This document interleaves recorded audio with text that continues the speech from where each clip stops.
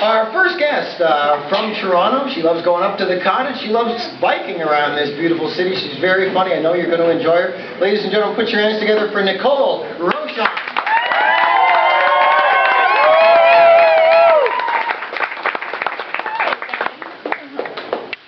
Wow, you guys are all fully dressed.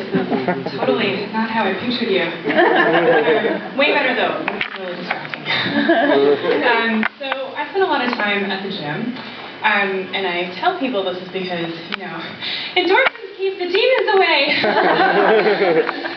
But I'm actually doing something a lot more serious. I'm training for the zombie apocalypse. It's not like the old days, like Night of the Living Dead. Those guys were all like slow and stumbly. You just take a big stick, grab them at the knees, keep walking. Not anymore. Those fuckers have evolved. Have special powers. Which doesn't seem fair, right? They're already undead. Right. My favorite is actually the one that can spit venom at you. And then there's this other one that tries to enthrall you with a siren song. I don't know how to use weapons of any kind, so I figure my best bet is going to be to dodge and run. I'm actually a little bit worried about these tiny yoga pants girls I see at the gym turning into zombies. They're super fit and they're going to be aerodynamic. Quick dry, high performance gear, I don't stand a chance. So I hit the showers the other day after a pretty good run. And this girl with like ginormous tits, like literal cannons, looked at me and said, "Wow, you have a great rack." This is not a rack. A rack sounds like you should be able to put stuff on it for storage or display purposes, spice jars, your creepy doll collection, maybe even a single scarf.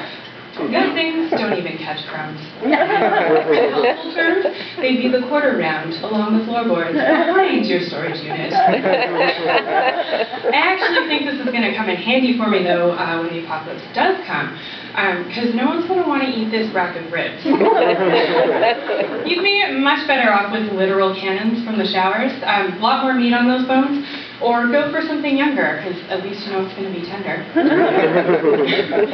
I did something really weird to myself at the gym a couple weeks ago. I tried kettlebells, totally was not ready. It felt like I actually tore a muscle in my side.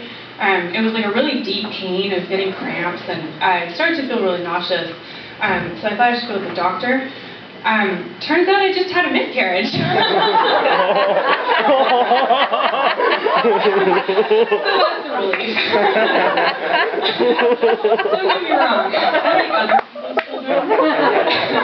I'm just not sure I can be responsible for unleashing more mediocrity on the world. Let's take me, for example.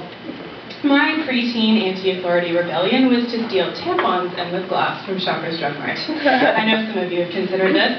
I actually got caught. This is not exactly life of crime material, I know. But my mom kind of freaked out, threw us into family counseling. Like it wasn't puberty or something. Anyway, with that, my long affair with mental not greatness began. I actually used to think that if I could totally stop myself from eating, that I would eventually be able to harness that willpower and just like stand up and make a change. Really, really positive stuff, right? Which is totally flawed logic. I mean, you can't get anything done when you're hungry. That's why salmon is such a bummer. I mean, how are you going to have a rigorous democracy when everyone's walking around looking at their fellow citizens like potential appetizers? It could be good for the Gap, though. I mean, they could save tons of money just mass-producing everything in size 2. About this time, I was getting straight A's in school, but was dyeing my hair all the colors of the crayon box, and repairing my clothes with electrical tape and safety pins, because that's a good look. I was seeing this psychiatrist at the time who I really didn't like, and every 15-minute session I spent on this cognac-colored vintage leather sofa, I was trying to work up the nerve to just drop my pants and piss all over it! That would be a statement.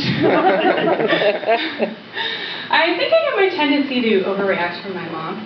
This is an actual text message she recently sent me. No. Honey, some nut in your area is raping young women. Police are warning to be vigilant. But how are you? How was the cottage? I don't usually worry about stuff like that because I bike everywhere. But I left a show downtown last weekend and discovered that somebody had tried to steal my front wheel, and when they couldn't, they stole the nuts. Those worthless pieces of metal that hold your wheel on so you can ride your bike. I was super pissed. My whole walk home through Rape Town, not Scarborough, have some imagination here. I couldn't wait for this I couldn't wait for this rapist to come and try and get me. I just wanted to pulverize them. They stole my nuts, I'm taking yours. I realized I had to play it sort of cool though, you know, because I don't want to be one of those girls who's just asking for it. I was almost home when I heard this like weird, creepy piano music, which I didn't really think much of. But then I heard this like moaning and foot dragging noise, and I knew what I had to do, right? So I turned around really slowly, ready to pounce. But it was zombie rapist! I had no chance to grab for his balls, like dodged him and ran. It's a really good thing I started that training early.